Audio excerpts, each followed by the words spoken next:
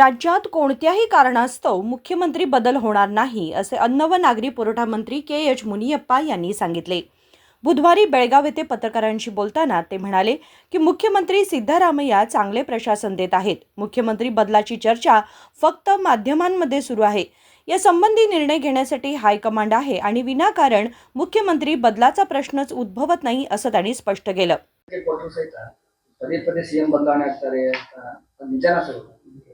CM ಬದಲಾವಣೆ ಆಗಲ್ಲ, ಅವರೇ ಇರ್ತಾರೆ।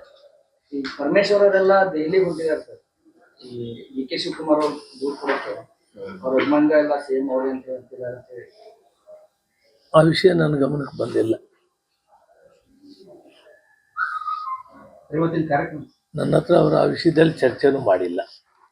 ಇವತ್ತಿನ ಕಾರ್ಯಕ್ರಮ ನಾವು ಕನ್ಸ್ಯೂಮರ್ಸ್ ಕೋರ್ಟನ್ನು ಈ ದಿನ ಪ್ರಾರಂಭ ಮಾಡ್ತೀವಿ। ಸುಮಾರು 7 ಜಿಲ್ಲೆಗಳಿಗೆ ಇದಕ್ಕೊಂದು ಪರಿಹಾರ ಸಿಗ್ತದೆ।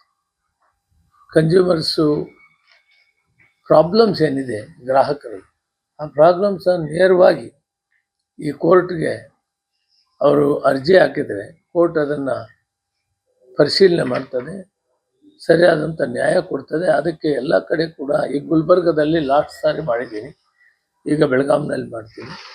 ಅಟ್ಲೀಸ್ಟ್ ಡಿವಿಷನಲ್ ಹೆಡ್ ಕ್ವಾರ್ಟ್ರಲ್ಲಿ ಕನ್ಸ್ಯೂಮರ್ಸ್ ಫೋರಮ್ ಇದ್ದರೆ ಅವರೆಲ್ಲ ಬೆಂಗಳೂರಿಗೆ ಬರೋ ಕೆಲಸ ಇರಲ್ಲ, ಅವರು ಇಲ್ಲೇ ಅವರ ಅಹವಾಲುಗಳನ್ನು ಸ್ವೀಕರಿಸಿ ಅವ್ರಿಗೆ ನ್ಯಾಯ ದೊರಕಿಸಿಕೊಡೋದು ಮಾಡೋದಕ್ಕೆ ಇವತ್ತು ನಮ್ಮ ಜಿಲ್ಲಾ ಉಸ್ತುವಾರಿ ಸಚಿವರಾದ ಸತೀಶ್ ಜಾರಕಿಹೊಳಿ ಅವರು ಮತ್ತು ಈ ಭಾಗದ ಶಾಸಕರು ಮತ್ತು ನಾವು ಮತ್ತು ಲಕ್ಷ್ಮೀ ಹೆಬ್ಬಾಳ್ಕರ್ ಅವರು ಒಟ್ಟಿಗೆ ಸೇರಿ ಈ ಕಾರ್ಯಕ್ರಮವನ್ನು ಇವತ್ತು ಮಾಡ್ತಾ ಇದ್ದೀವಿ। ಇದಾದ ಮೇಲೆ ನಾನು 3 ಗಂಟೆಗೆ ಸುವರ್ಣಸೌಧದಲ್ಲಿ ನಮ್ಮ ಬೆಳಗಾಂ ರೆವಿನ್ಯೂ ಡಿವಿಷನ್ ಬರುವ ಎಲ್ಲ ಜಿಲ್ಲೆಗಳ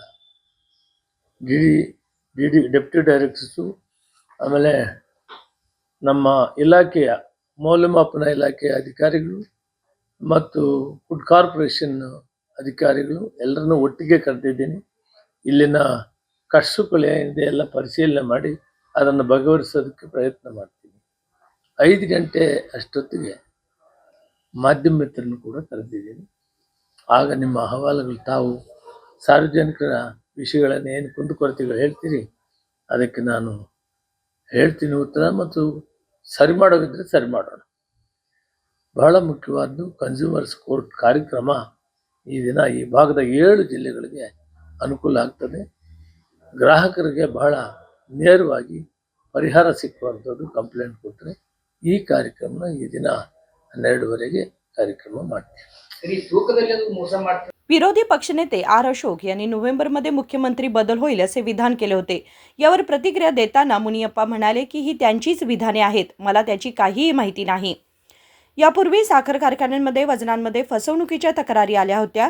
ऊस तोडणारे कामगार आणि ऊस उत्पादक शेतकऱ्यांची फसवणूक होणार नाही यासाठी सरकारने उपाययोजना केल्या आहेत। मुख्यमंत्री यांनी यासाठी विशेष निधी मंजूर केला असून सरकार शेतकऱ्यांच्या हिताचे संरक्षण करण्यास कटिबद्ध असल्याचेही ते म्हणाले। विनोद कोलकार, KMM मराठी, बेळगाव।